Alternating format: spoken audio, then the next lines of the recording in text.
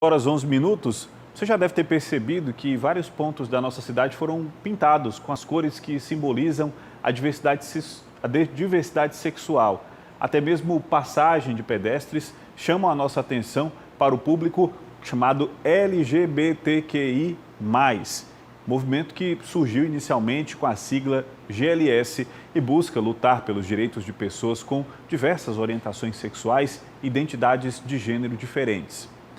Hoje, na estreia da série Próximo Passo, Orgulho Multicor, vamos conhecer as políticas públicas criadas para atender o público LGBTQI+, e ver que, apesar dos avanços, ainda há muitos desafios pela frente. Essa reportagem especial, produzida aqui pela TV Cidade, é da Thea Morel, com imagens de Claudiano Rocha.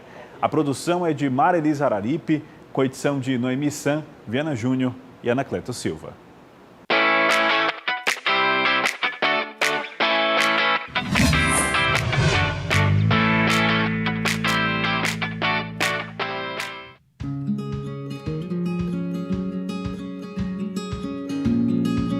Tem muita gente que se acostumou a pensar em uma sociedade dividida entre o certo e o errado e vê o mundo sob a perspectiva de que tudo é preto no branco, com variações de cinza. Mas o ser humano não é assim. Temos vários tons de peles, variadas cores e estilos de cabelos e muitas preferências sexuais. E se é assim, por que a nossa rua também precisa ser tão monocromática?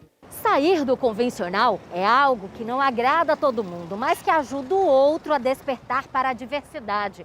Aqui em Fortaleza, faixas de pedestre multicoloridas foram instaladas em pelo menos 3 cruzamentos bem movimentados da capital. Elas trouxeram polêmica e divergência de opiniões, mas sinalizam que tolerância é muito mais interessante e que precisamos falar de orgulho multicor. O mundo não se resume ao que uma só categoria de pessoas pensa. Para que você entenda melhor, precisamos falar de preconceito. O preconceito ele existe, ele está dentro de cada um de nós, ele precisa ser trabalhado, né? Ser trabalhado diariamente. A gente precisa precisar mais entender as pessoas, buscar mais informação, fazer com que a sociedade ela se conscientize através de uma educação em direitos humanos, através de informação e através de campanhas. E é daí que nasce a necessidade de políticas públicas específicas. Principalmente no campo das políticas públicas, a gente tem que caminhar hoje no estado do Ceará para a implementação do Conselho Estadual de Políticas Públicas LGBT. Será um conselho que vai agregar aí 13 representações da sociedade civil e três representações a nível de governo de estado, para formar esse colegiado para contribuir na construção da melhoria dessas políticas públicas, né? Para dialogar com a sociedade, para dialogar num processo de construção de melhorias para a vida dessa população no nosso estado. Em Fortaleza, no âmbito municipal, existe o Centro de Referência Janaína Dutra, equipamento específico para lidar com as questões do público LGBTQI+, e os desafios são muitos. O maior desafio é que a gente consiga manter as estruturas da política LGBT na cidade de Fortaleza, tendo em vista todos os contextos que a gente vivencia, inclusive o contexto pandêmico.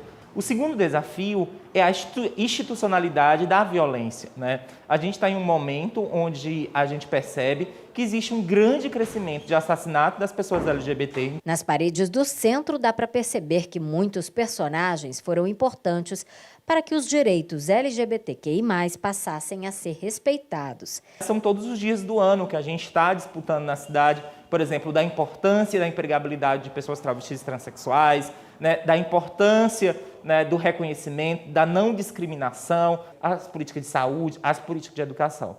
Se você já ouviu falar de Dandara, saiba que existem muitas que são agredidas ou mortas todos os dias. Precisamos falar de proteção.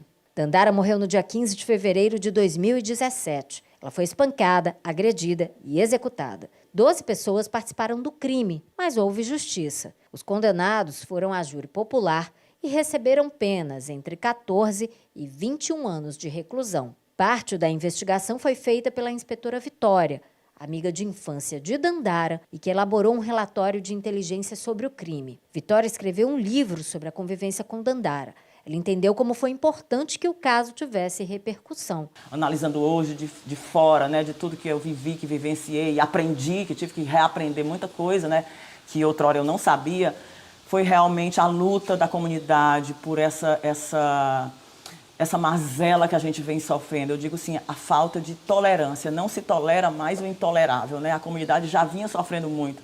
O Brasil é o país que mais mata travestis e transexuais. Já era na época. Então a comunidade ela não tinha voz. Ela não sabia a quem recorrer.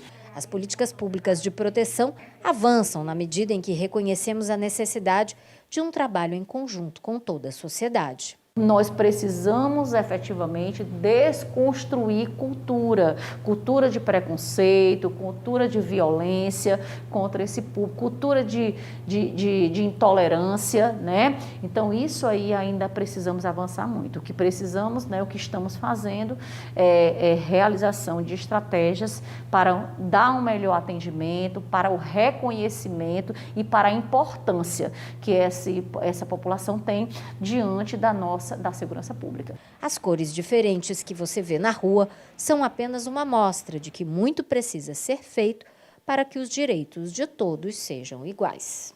Reconhecer esse sujeito travesti e transexual pelo nome que ela adotou, pelo nome que ela se afirma, a sua identidade de gênero, de acordo com a sua afirmação, esse é um dos primeiros passos do acesso à cidadania.